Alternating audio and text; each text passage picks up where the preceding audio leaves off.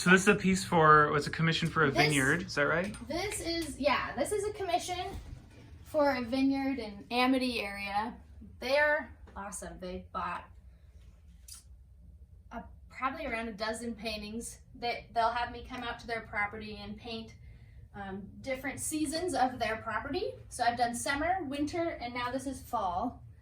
And we'll do spring at some other point, I'm sure. But this is very beginning phase. This is like 1 day of painting, like maybe 5 or 6 hours, 5 hours. I love that glow you're already getting through the leaves. Yeah. So let's take a quick tour through your thing. You got terpenoid. I've got my terp, which I use Gamsol because it doesn't have the nasty smell. Well, actually, it's bad. I kind of like the smell of turpentine, but it's not good for you.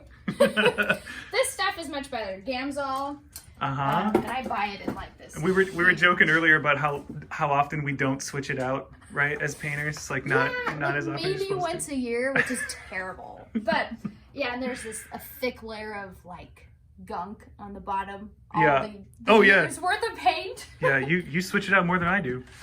And then so you got imagery here. What's your medium? So I use oils right now for my big paintings.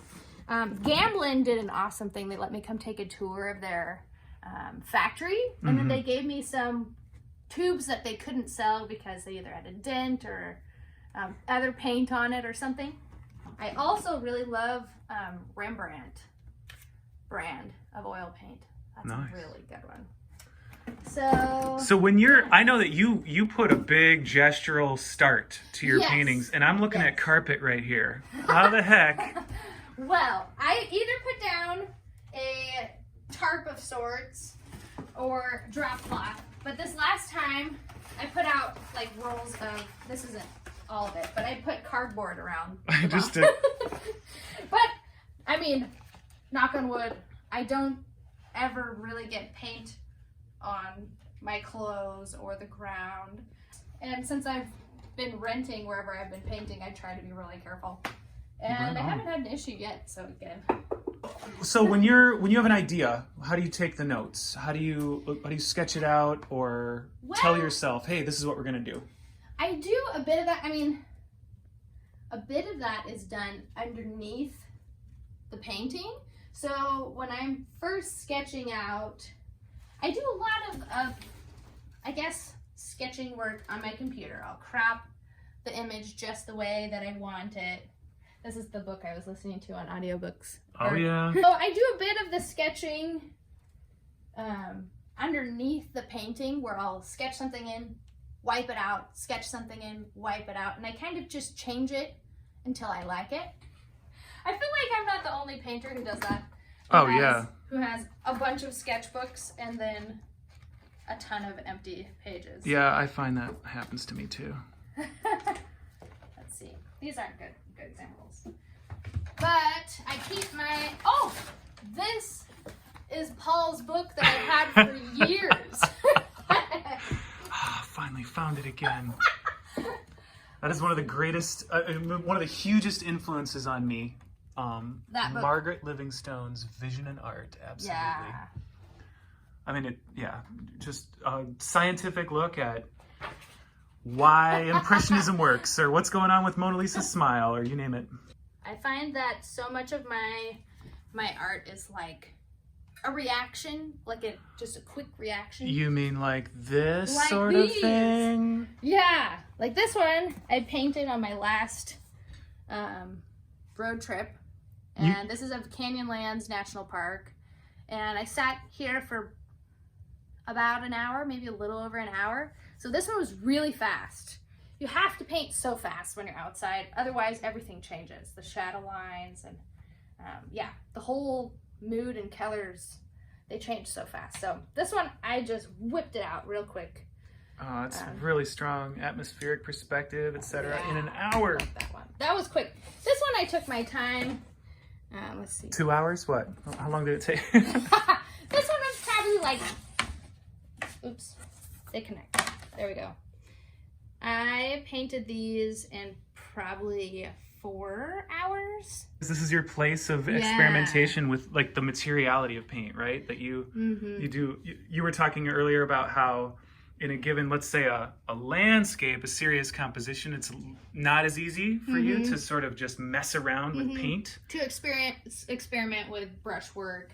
Like, it's, for some reason, flowers are a very like non-intimidating subject to play around with paint, because you can change them quite a lot and they'll still look like flowers.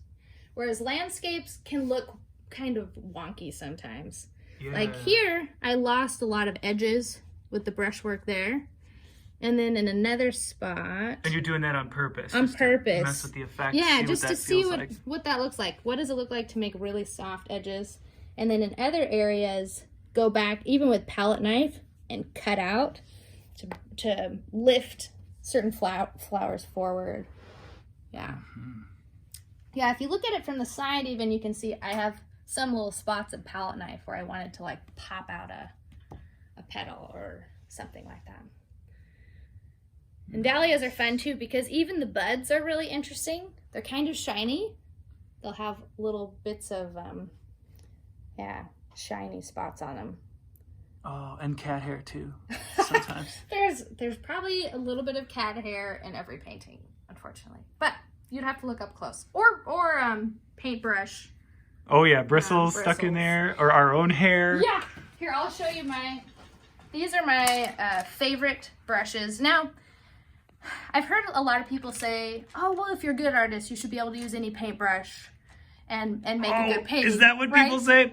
But over COVID, I splurged and I got, not all of these at one time, but I started getting nice quality brushes. And these ones are mostly Rosemary brushes, Rosemary & Co. And it really does make a big difference if they're good quality or not. In my opinion, I guess it depends on also your technique, and some artists will use like hardware brushes. Like I have a friend at the gallery who uses like $1-2 hardware brushes to get the effect that she likes. But for me, I like using these. This one is called a comber. So the edge of the brush, let's see if it'll show up on the camera, but the edge of the brush is thinned out. So it's different from a brush like this that's thick at the edge. So if you look at it even from a side, it's pretty fat. This one thins out, so it can kind of feather the paint. So when I was doing really smooth edges here, I was using a comber. They're really good for blending. How do you keep your palettes? I've been using these little, I just throw them away when I'm done. Paper palettes. Paper palettes, yeah. Yeah, and then you throw that in the freezer between times? I will put them in the freezer sometime, and that really, it does slow down the drying. Oh, yeah. In the winter, though, I find I'll put it in the colder room of our house, and it kind of does the same thing. When I go out painting, this is my backpack I use. So yes, so I have my small pack of paints, and then I'll bring my little, my smaller Gamsol thing.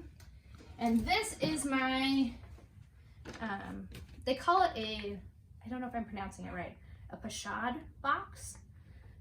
So it's a plein air box where I can put my paints inside on this glass palette in here. And this piece on the side holds my paintbrushes. Even if they're wet, I can set them here. Holds the wet end off the side. Nice. So that is pretty nice. And this adjusts different size canvases. And when I'm painting outside, I don't typically paint large paintings. This hooks on the back. So when I go out to paint, this is my setup here. Like that. Like that. And I have a tripod. It's out in my car right now, but that hooks on here in this little pocket. Snaps in. And I'll usually choose few paintbrushes. I don't take that many out when I'm painting, just a few, and then I'll throw those in there.